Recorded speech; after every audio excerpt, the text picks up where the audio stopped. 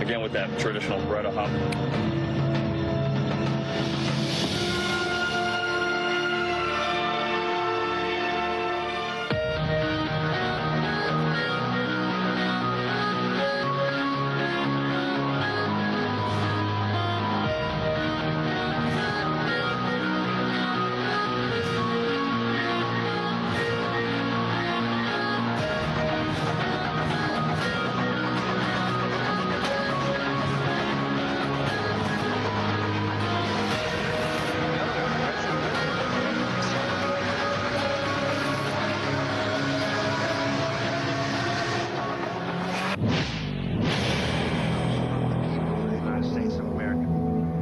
El FBI desarmó a un grupo paramilitar ultraderechista que iba a secuestrar a la gobernadora del estado de Michigan, la demócrata Gretchen Whitmer, y así derrocar al gobierno estatal antes de las elecciones presidenciales.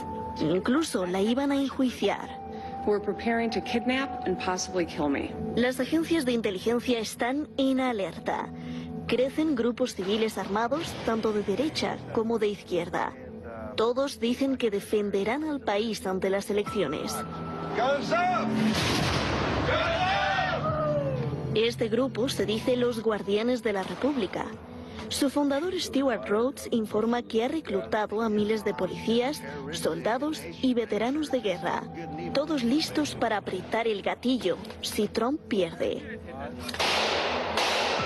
También están los Proud Boys y los Security 3%. Lord knows what's going to happen November 4th if, when people wake up and Donald Trump has been elected president, the left is going to absolutely lose their minds.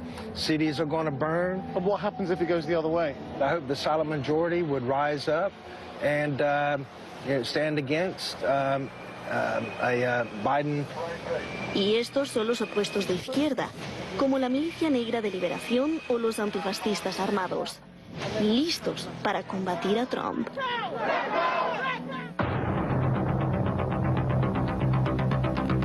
Independientemente de los grupos armados, la denuncia de violencia racial ha aumentado en los últimos meses, desde manifestaciones hasta casos criminales. George Floyd muerto por estrangulamiento por policía blanco, Breonna Taylor muerta por la policía en una redada en su casa, o Jacob Blake baleado 7 veces por la espalda por la policía. La actual investigación de Pew Center establece que la educación no ha hecho nada para combatir el racismo.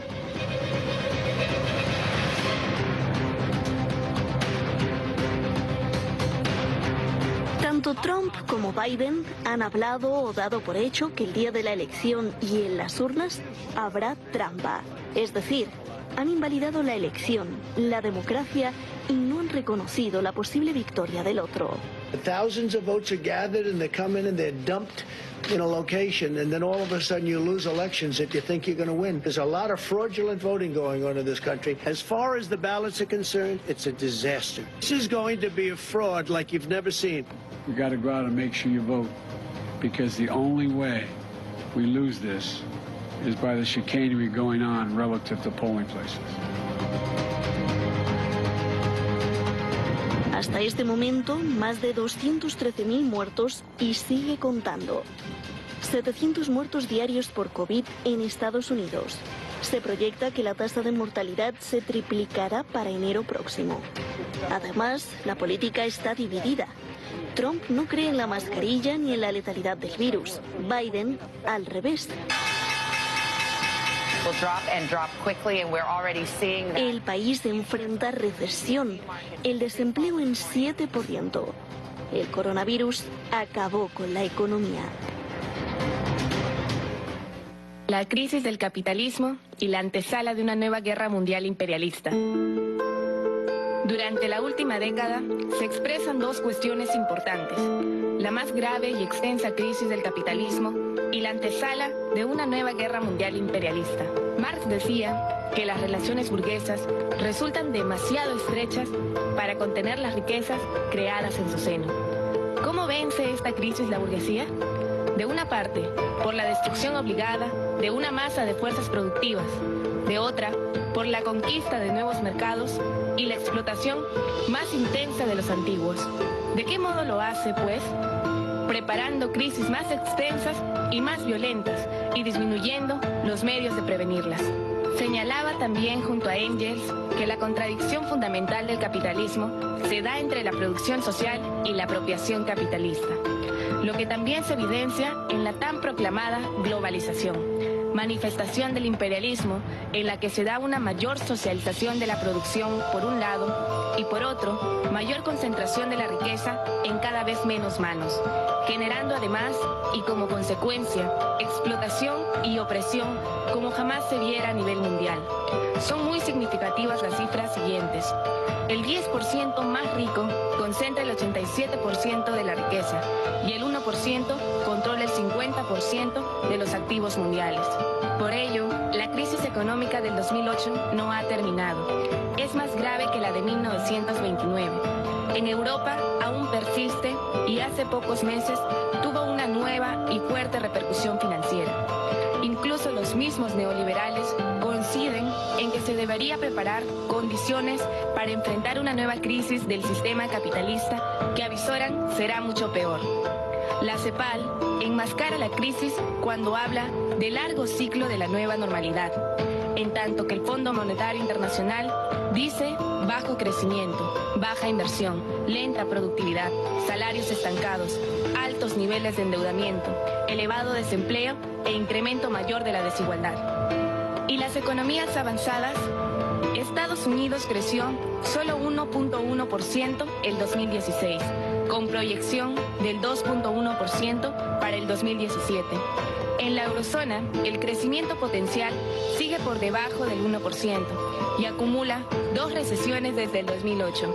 En Japón, está frenada y cerca de la recesión. En el Reino Unido, estiman crecimiento de 0.8%. Las economías de los llamados emergentes, como Brasil y Rusia, están en recesión. Y China, con un 6.7%, expresa un crecimiento de fuerte desaceleración, afectando las economías exportadoras de materias primas como las de América Latina, entre ellas el Perú.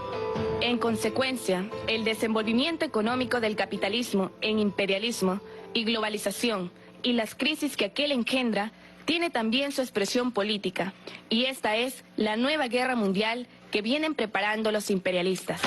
Lenin afirmaba: ¿cómo pueden resolverse las contradicciones bajo el capitalismo si no es por la fuerza?